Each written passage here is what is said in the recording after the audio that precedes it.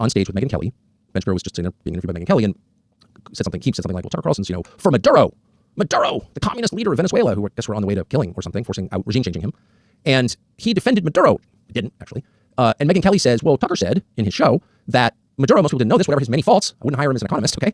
But whatever his many faults, has the most socially conservative country probably in the hemisphere. So Venezuela, it's just a fact. I didn't make this up. I'm not in charge of Venezuela. Just noticing that Venezuela has banned pornography, banned abortion, banned gay marriage, banned sex changes, and banned usury. You don't have credit cards with 40% interest in Venezuela. Okay. Ben Shapiro responded this way. Tucker's making, I'm not going to here to be Tucker's defender, but he's making the point that Maduro is culturally conservative. Who gives a shit? The guy's a communist dictator. Everyone in his country's eating dog. He's shipping fentanyl to the United States to kill Americans. What do I give a shit whether he's anti-LGBTQ rights? Who gives a shit? I do. I'm not moving to Venezuela. I'm not pro-Maduro. But I care about that. Why wouldn't I care about that? I've got kids. First of all, I'm against abortion. Sorry, unpopular. I feel that way. I think it's really sad. I would personally become poor to end abortion. Voluntarily become poor to end abortion in the United States. That's not a choice. Don't want to become poor, but I would because I care about it. Maybe you don't. Maybe you're offended that I do, but I care about it. A lot of people care about it. I don't think pornography is good. That really hurts people. I don't think pretending that the sexes are the same is good. And you claimed that you didn't think it was good, but it turns out, quote, I don't give a shit. Maduro's against Israel. Oh, okay. I don't give a shit. Well, you spent like a decade pretending you did give a shit, that you were on the side of like normal Americans who have a mix of concerns. They definitely care about economics and they care about social issues too because they have children and they see where this is going. It's not good.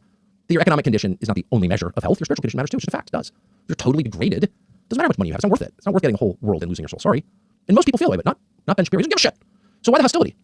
Well, maybe because if you keep talking about the so-called social issues, which are not limited to abortion and pornography and gay marriage, the trans issue, they get pretty quickly to economics, to usury, to lending money and interest.